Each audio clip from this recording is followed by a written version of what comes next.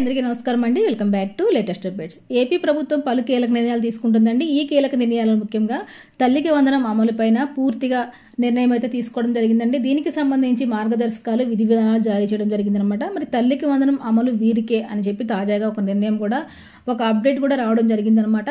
మరి వీరికే అంటే మరి ఎవరికి వస్తుంది తల్లికి వందనం పథకం ద్వారా ఎవరికి అర్హులు అన్న విషయాన్ని ఈరోజు వీడియోలో నేను మీకు డీటెయిల్గా ఎక్స్ప్లెయిన్ చేస్తానండి. వీడియోని ఎక్కడ స్కిప్ చేయకుండా ఫస్ట్ నుంచి ఎండ్ వరకు చూడండి. అలా అయితేనే మీకు వీడియోలో ఉన్న ఇంపార్టెంట్ పాయింట్స్ అన్నీ కూడా అర్థమవుతాయి. ఏపీ రాష్ట్ర ప్రభుత్వం కూటమి ప్రభుత్వం మేము అధికారంలోకి వస్తే కనుక తల్లికి వందనం పథకం ద్వారా ఇంట్లో ఎంతమంది పిల్లలు చదువుకుంటూ ఉంటే అంతమంది పిల్లలకి కూడా 15,000 రూపాయలు చొప్పున ప్రతి సంవత్సరం కూడా అకౌంట్లో వేస్తామని చెప్పడం జరిగిందండి.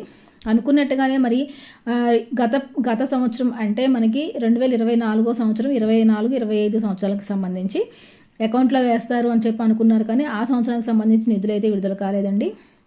మరి ఇప్పుడు తాజాగా 2025-2026 సంవత్సరానికి సంబంధించి ఈ తల్లికి వందనం పథకాన్ని అమలు చేయాలని చెప్పి నిర్ణయం తీసుకున్నట్టయితే తెలుస్తుందండి. ఏపీ ప్రభుత్వం పలు కీలక నిర్ణయాలు అయితే చెప్పడం అయితే జరిగిందనమాట. అంటే మనకి ఈ సంవత్సరం ఎట్టి పరిస్థితుల్లో కూడా మరి ఈ మే నెలలో ఈ యొక్క తల్లికి వందనం పథకం ద్వారా డబ్బులు అనేవి అర్హత గల ప్రతి ఒక్క విద్యార్థికి వారి యొక్క తల్లి ఖాతాలో వేస్తామని చెప్పడం అయితే జరిగింది. మరి దీనికి సంబంధించి విధి విధానాల్ని మరి దీనికి సంబంధించిన అర్హతల్ని కూడా తీసుకురావడం అయితే జరిగిందండి. మరి అవేంటో కనుక మనం ఒకసారి చూసుకుందాము. ఇక ఈ నెలలోనే డిఎస్సి నోటిఫికేషన్ కూడా జారీకి ప్రభుత్వం కసరత్తు చేస్తుందండి. జూన్ 12న కొత్త విద్యా సంవత్సరం ప్రారంభం నాటికి మరి స్కూళ్లలో కొత్త ఉపాధ్యాయుల నియామకం కూడా పూర్తి చేయాలని చెప్పి ప్రభుత్వం కీలక నిర్ణయం అయితే తీసుకుంది. నేడు జరిగిన మంత్రివర్గ భేటీలో డిఎస్సి నోటిఫికేషన్ జారీ తేదీపై స్పష్టత వచ్చే అవకాశం కూడా కల్పిస్తోందండి.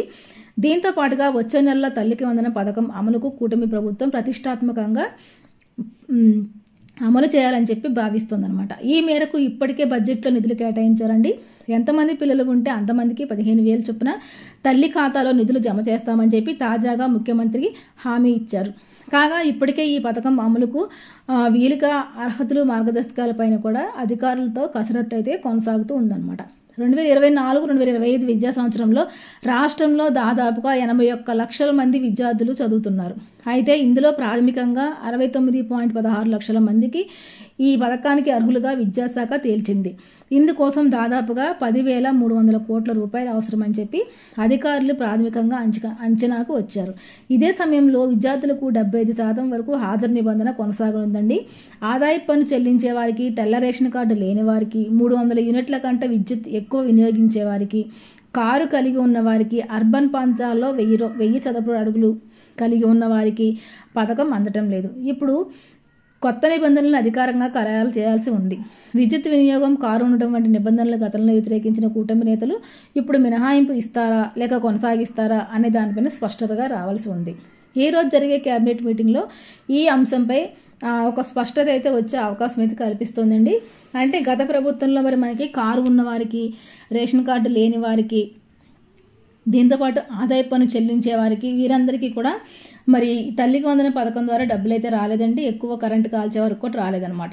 మరి అప్పుడు మనకి కూటమి ప్రభుత్వం వ్యతిరేకించడం జరిగింది. కారు ఉంటే విద్యుత్ ఎక్కువ వినియోగిస్తే ఇవ్వకపోవడం ఏమిటని చెప్పి వారు వ్యతిరేకించడం జరిగింది. మరి ఇప్పుడు కూటమి ప్రభుత్వం అమలులో ఉంది కాబట్టి వీరు ఈ నిబంధనల నుంచి మినహాయిస్తారా లేదా అన్న దానిపైన స్పష్టత అయితే రావాల్సి ఉంది. ఏదేమైనప్పటికీ మనకి ఏప్రిల్ నెలలోనే దీనికి సంబంధించిన విధి విధానాలు ఖరారు చేసి దరఖాస్తులు అయితే తీసుకోవడం జరుగుతుందండి. తర్వాత మరి మనకి జూన్ 12 నుంచి కూడా కొత్తగా స్కూల్స్ స్టార్ట్ అవుతాయి కాబట్టి, స్కూల్స్ రీఓపెన్ అవుతాయి కాబట్టి మనకి మే నెలలోనే తల్లుల యొక్క ఖాతాకి ఈ యొక్క డబ్బులు అనేవి ట్రాన్స్ఫర్ చేయాలని చెప్పి గవర్నమెంట్ అయితే నిర్ణయం తీసుకుందండి. ఎందుకంటే పిల్లలకి స్కూల్ తెరిచే సమయానికల్లా తల్లులకి డబ్బులు అనేవి అందజేయాలని చెప్పి ప్రభుత్వం అయితే నిర్ణయం తీసుకున్నట్టుగా తెలుస్తుంది.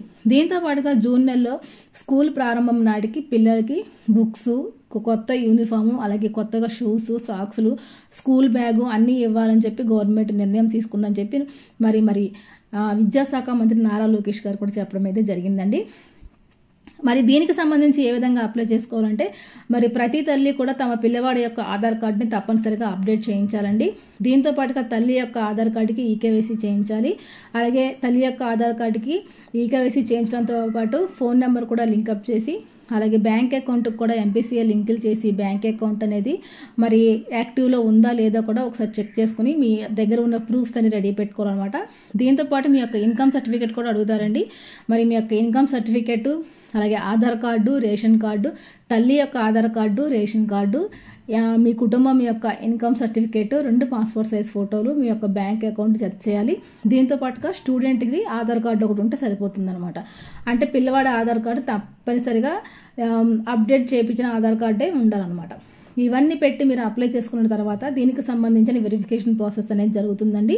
వెరిఫికేషన్ ప్రాసెస్ అంతా పూర్తి అయిన తర్వాత మీకు అన్ని అర్హతలు ఉన్నాయని గుర్తించిన తర్వాత నేరుగా ఈ డబ్బులు అనేది మీ యొక్క బ్యాంక్ ఖాతాలోకి డీపీటీ విధానం ద్వారా ట్రాన్స్ఫర్ అయితే చేయబడతాయి అన్నమాట. కాబట్టి ప్రతి తల్లి కూడా ఈ యొక్క ఏప్రిల్ నెలలో మరి మనకి దీనికి సంబంధించిన దరఖాస్తులు అనేవి విడుదల చేస్తారండి. అప్పుడు తప్పనిసరిగా అందరూ అప్లై చేసుకోవాలని చెప్పి గవర్నమెంట్ వారు చెప్తున్నారన్నమాట. మరి ఇంట్లో ఎంతమంది పిల్లలు, మీకు 3 ఉన్నా 4 ఉన్నా కానీ పిల్లలు, ప్రతి పిల్లవాడికి 1 నుంచి 12వ తరగతి చదువుకున్న ప్రతి పిల్లవాడికి కూడా ఈ డబ్బులు అనేవి అకౌంట్లో పడతాయండి. దీనికి ముఖ్యమైన అర్హత ఏంటంటే విద్యార్థికి 75% మరి హాజరు అనేది తప్పనిసరిగా ఉండాలన్నమాట.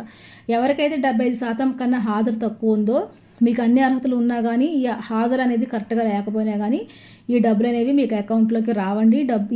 ఈ పథకం నుంచి మిమ్మల్ని తొలగించడం జరుగుతుంది.